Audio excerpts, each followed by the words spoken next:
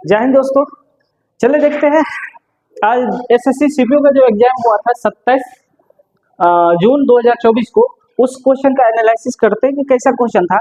बहुत easy question, जो अपना असाइनमेंट से पढ़ाया हुआ जितना क्वेश्चन था वही सभी क्वेश्चन आया हुआ है। अपना स्टूडेंट गया हुआ था एग्जाम देने जो 100% स्कोर करके आया। मैथ में 100 में 100, मतलब 50 क्वेश्चन पूछा है तो 50 वो पूरा का पूरा सही 100%। देखिए जैसे दिया हुआ है मौखिक क्वेश्चन, उसको जो याद था वो दिया हुआ है। टेन थीटा बराबर 3/10 तो पूछ रहा है 1 minus sine theta into 1 plus sine theta, but 1 plus cos theta minus 1 minus cos theta ये दिया हुआ है।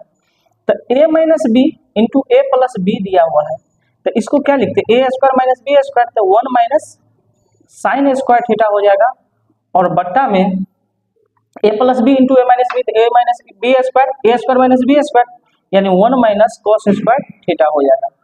और 1 माइनस साइन स्क्वायर थीटा को लिखते हैं कॉस स्क्वायर थीटा, और 1 माइनस कॉस स्क्वायर थीटा को लिखते हैं साइन स्क्वायर थीटा। और इसको जब सॉल्व करेंगे तो ये हो जाएगा कॉट स्क्वायर थीटा। और तो लोग जानते हो कि टेन थीटा बराबर 3/10 है, तो कॉट थीटा बराबर क्या हो जाएगा 10/3 हो जाएगा। इसी का स्क्वायर कर देंगे तो 100/3 का स्क्वायर 9। जैसे इसको स्क्वायर करेंगे 10/3 का स्क्वायर, तो 10 का स्क्वायर 100/3 का स्क्वायर 9, यही इसका आंसर होगा। देखिए कितना इजी क्वेश्चन दिया हुआ था और एग्जाम में 27 जून 2024 को पूछा हुआ है इस क्वेश्चन। देखिए क्वेश्चन नंबर दूसरा कितना इजी है।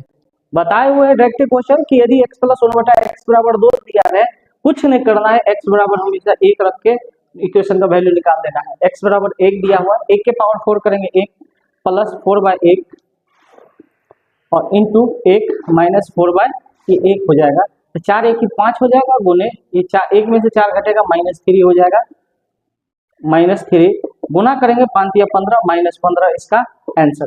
देख रहे दो स्टेप में आंसर आ रहा है। इतना इजी क्वेश्चन दिया हुआ था सीपीयू में।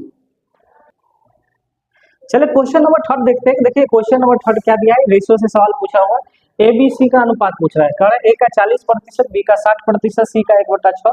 ए बी सी का रेशियो क्या है, प्रतिशत आ जाएगा बट्टा में 100 आ जाएगा, 40/100 बराबर बी का मतलब गुना 60% तो 60/100 बराबर सी का 1/6 तो देवे किया है, 20 दिया 60, 20 पंचे 100, 20 दूना 40, 20 पंचे 100 यानी ए का 2/5 है बराबर बी का 3/5 है बराबर सी का 1/6 है 1/6 है।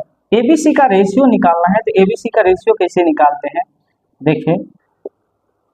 सी जब निकालेंगे हमको ए का मान निकालना है, तो ए के मल्टीपल में जो है उसको ढकेंगे और अंश वाला को गुना करेंगे। 3 को 1 से गुना करेंगे 3, 3 पंचे 15, अंश वाला को हमेशा ढकेंगे और हर वाला के साथ गुना करेंगे। पहले अंश के साथ 3 को 1 से गुना करेंगे 3 और 3 पंचे 15 यानी ए का मान 15 हो जाएगा। बी का मान निकालना है, तो बी के अंश को ढकेंगे, अब इसको गुना करेंगे 2 को 1 से गुना करेंगे 2 और 2 पंचे 10। सी का मान निकालना है, तो सी के अंश को ढकेंगे 3 दूना 6 36, यही 36 रेशियो हो जाएगा यानी 15:10:36 हो जाएगा एबीसी का अनुपात। देख रहे कितना इजी क्वेश्चन है। चले देखें क्वेश्चन नंबर 5 क्या कह रहा है। 5 की 4 होगा। क्वेश्चन नंबर 4 जो है ये क्या कह रहा है, देखें कि ए अनुपात बी 3:4 है, बी अनुपात सी 4:5 है, ए और सी का अंतर 60 रुपया है, 60 है, तो बी का मान क्या होगा। तो भाई एबीसी का पहले रेशियो सीधा करेंगे, उसके डिफरेंस को निकाल कर इक्वल 60 कर देंगे। निकालें एबीसी का रेशियो, ए अनुपात बी अनुपात सी। ए का मान 3 है, बी का मान यहाँ 4 है, बी का मान यहाँ 4 है और सी का मान 5 है। ये 4 है तो 4 ही रिपीट होगा, इधरों 4 है तो 4 ही रिपीट होगा। रेशियो लिखेंगे तो 4 तिया 12, 4 चौक 16 और 4 पंचे 20। यही इसको सीधा करेंगे तो 4 तिया 12, 4 चौक 16 और 4 पंचे 20 हो जाएगा। यही इसका रेशियो हो जाएगा कट के। अब कह रहा है कि ए और सी का अंतर 60 है, ये दोनों का अंतर 60 है, ये दोनों का रेशियो में कितना अंतर है 2 यूनिट का, और 2 का वैल्यू कह रहा है कि 60 है, तो 1 का वैल्यू 30, 1 का वैल्यू 30 आ गया तो हमको बी का मान पूछ रहा है। बी कितना है 4 यूनिट है, 4 का वैल्यू 30 चौका 30 गुने 4, 30 चौका 120 हो जाएगा। यही इसका आंसर होगा। देख रहे क्वेश्चन का लेवल क्या है। देखिए ये क्वेश्चन जो देख रहे हैं ये रेशियो में अपना क्वेश्चन में मिसलेनियस टॉपिक में क्वेश्चन नंबर शायद 95 या 96 नंबर में डिट्टो क्वेश्चन एकदम सेम टू सेम क्वेश्चन है, अंक के साथ आया हुआ है, सेम टू सेम क्वेश्चन है। कह रहा है कि मिश्र धातु ए एवं बी में लोहा और टीन का अनुपात 5:3 है, और दूसरा में कह रहा है कि 11:9 है तथा ए 80 kg का है एवं बी 100 kg लेकर है 100 kg लेकर नया मिश्रण बनाया जाता है।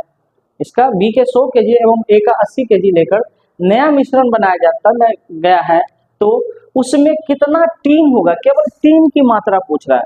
मतलब दो मिश्र धातु है, एक 80 kg का और दूसरा 100 kg का। एक में है, पहला धातु में अनुपात है 5:3 में, दूसरा में 11:9 में है। तो कह रहा है कि दोनों को अगर एक साथ मिला दे तो उसमें टीन कितना रहेगा, तो हमको टीन की मात्रा निकालना है। देखिए टीन की मात्रा, पहला 80 kg के है, 80 kg में टीन कितना है, कह रहा है लोहा और टीन का रेशियो है, यानी लोहा 5 यूनिट में है तो टीन 3 यूनिट में है। टीन का वैल्यू निकाल रहे हैं, तो जिसका निकालना है उसको ऊपर और बट्टा में दोनों को जोड़ करके लिखते हैं 5 3 8 प्लस। यहाँ 100 kg का है दूसरा मिश्र धातु, 100 kg का, 100 में टीन का वैल्यू जब निकालेंगे तो टीन कितना है इसमें 11:9, यानी टीन की मात्रा कितना है 9 और बटे 11 9 20 पंचे 100 8 दाहिन 80 10 या 30 हो जाएगा यहाँ टीन, और प्लस 9 पंचे 45 यहाँ हो जाएगा 45 और 30 75 kg, यानी जो नया मिश्र धातु बनेगा उसमें 75 kg टीन है। एग्जैक्ट सवाल अपना असाइनमेंट से है। चलिए क्वेश्चन नंबर 6 देखते हैं। देखिए क्वेश्चन नंबर 6 क्या रहा है, एडवांस मैथ से है, बहुत इजी सवाल है ये भी। कह रहा है दो वृत्त की त्रिज्या 35 सेंटीमीटर एवं 25 सेंटीमीटर है, ये दोनों एक दूसरे को बाय स्पर्श करती है, बाहर से एक दूसरे को स्पर्श करते हैं, तो उनमें उभयनिष्ठ स्पर्श रेखा की लंबाई क्या होगी, यानी उभयनिष्ठ स्पर्श रेखा की लंबाई। कह रहा है कि दो सर्किल है जिसका त्रिज्या एगो का है 35 और एगो का है 25, एक दूसरे को बाह्य स्पर्श करते हैं। इसका त्रिज्या दिया हुआ ये 35 और इसका त्रिज्या जो दिया हुआ है ये 25 दिया है। इसके उभयनिष्ठ स्पर्श की रेखा की लंबाई मान लो कि PQ है, तो ये PQ की लंबाई क्या होगा। तो देखिए उभयनिष्ठ स्पर्श रेखा की लंबाई जो हो, जब दो वृत्त एक दूसरे को बाह्य स्पर्श करता हो और इनके उभयनिष्ठ स्पर्श रेखा की लंबाई PQ जब निकालेंगे तो PQ बराबर होता है 2√R1 R2 होता है। ये PQ की लंबाई जो होता है 2√R1 R2, तो लगा सकते हैं इसको PQ बराबर उभयनिष्ठ स्पर्श रेखा की लंबाई 2√R1 R2, R1 है 35 और R2 है 25, वर्गमूल निकालेंगे तो 2 या 25 का वर्गमूल 5 निकल जाएगा, 2 गुने 5 √35, यानी 10√35 सेंटीमीटर इसका आंसर हो जाएगा। 10√35 सेंटीमीटर इसका आंसर होगा। एक स्टेप में सवाल का आंसर निकलने वाला और ये मौखिक क्वेश्चन बनने वाला है। चलिए क्वेश्चन नंबर 7 देखते हैं क्या दिया हुआ है। कह रहा है कि एक समबाहु त्रिभुज ABC की प्रत्येक भुजा 12 सेंटीमीटर है, बिंदु G AB का मध्य बिंदु है, तो CG की लंबाई ज्ञात करें। एक चीज हमेशा ध्यान रखें कि अभी जिसका CPU का एग्जाम हो या CHS का एग्जाम होने वाला है वो इस सेशन को जरूर देखते जाए कि क्वेश्चन का लेवल क्या आता है, पैटर्न क्या आता है, ये पता चल जाएगा इससे, और 100% क्वेश्चन बना के आवे। जो 25 में अगर CHSL का एग्जाम होने वाला है 1 तारीख से, CHSL का एग्जाम देने जा रहे हैं तो 25 का 25 क्वेश्चन बनना चाहिए, और CPU का कोई एग्जाम देने जा रहे हैं तो 50 का 50 क्वेश्चन बनावे मैथ का। क्योंकि ऐसा क्वेश्चन, इतना इजी क्वेश्चन जो आ रहा है ना, थोड़ा सा सेशन का देख ले और इसका पैटर्न पता चल जाएगा तो क्वेश्चन आराम से बना सकते हैं और 100% क्वेश्चन बनेगा। देखिए कितना इजी क्वेश्चन है। कह रहा है कि एक समबाहु त्रिभुज है, एक समबाहु त्रिभुज ABC है जिसकी प्रत्येक भुजा 12 सेंटीमीटर दिया हुआ है। उसके बाद कह रहा है कि बिंदु G जो है AB का मध्य बिंदु है। अरे AB का मध्य बिंदु है G, ये मध्य बिंदु ई भुजा और ई भुजा बराबर है, यानी AG और BG जो दोनों है बराबर है। हमको यही CG की लंबाई पूछ रहा है। कह रहा है कि CG की लंबाई क्या होगा।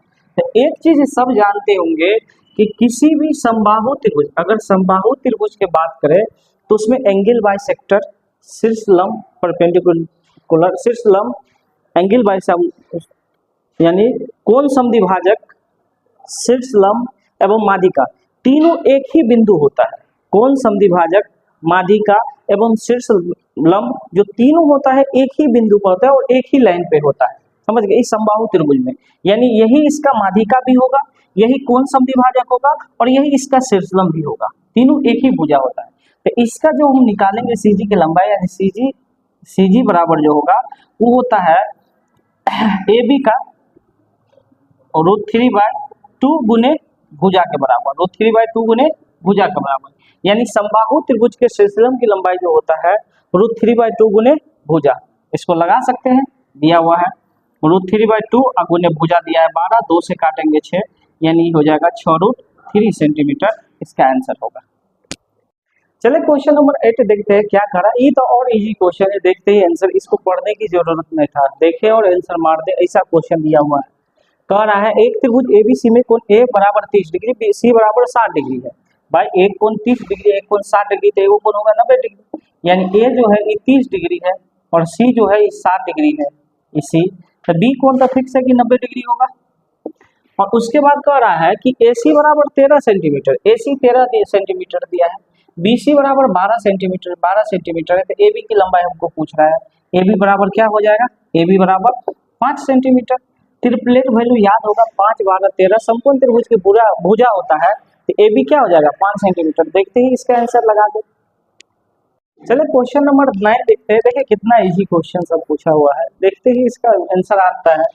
कह रहा है कि एक वृत्त की त्रिज्या में 40% की वृद्धि की जाती है तो इसके क्षेत्रफल में कितने प्रतिशत की वृद्धि हो जाएगी, अब बताओ भाई, त्रिज्या में 40% की वृद्धि की जाती है, इसके क्षेत्रफल में पूछ रहा है कितने प्रतिशत की वृद्धि हो जाएगी, 96% डायरेक्ट नहीं लगा सकते हो, फॉर्मूला क्या होता है, क्षेत्रफल में प्रतिशत परिवर्तक x + y प्लस xy/100, इसी को लगाना है, इतना प्रतिशत की वृद्धि या कमी होगा, तो x का मान है 40 + 40 अब प्लस 40 गुने 40 अब बट्टा में 100, 0 0 कट जाएगा, 40 40 80 या 4 चौक 16, 80 16 96% की वृद्धि हो जाएगी।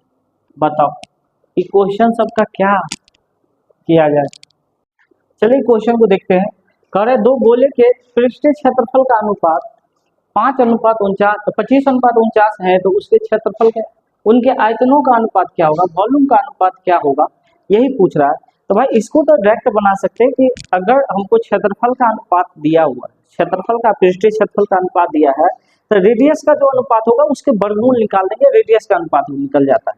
जैसे गोला का वक्रपृष्ठ क्षेत्रफल क्या होता है 4πr1 का होल स्क्वायर अनुपात 4πr2 का होल स्क्वायर, और यही दिया है 25:49 दिया हुआ है, यानी 4π तो कट ही जाता है, इस कांस्टेंट वैल्यू तो कट ही जाता है, इससे कोई मतलब नहीं, इसको लिखे नहीं लिखे कोई मतलब नहीं। तो R1 अनुपात R2 जो निकलेगा स्क्वायर एक रूट हो जाएगा, यानी 5:7 हो जाएगा।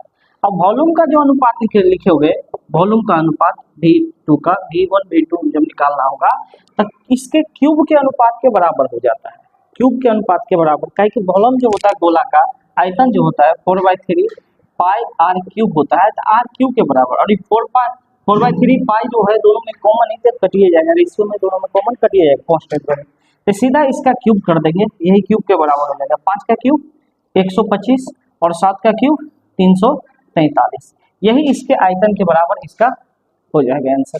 अगर अच्छा लगे तो लाइक शेयर सब्सक्राइब करें और ई क्वेश्चन को जरूर पढ़ के जाए, समझ गए, आज के सेशन का जो क्वेश्चन है इसको जरूर पढ़ के जाए।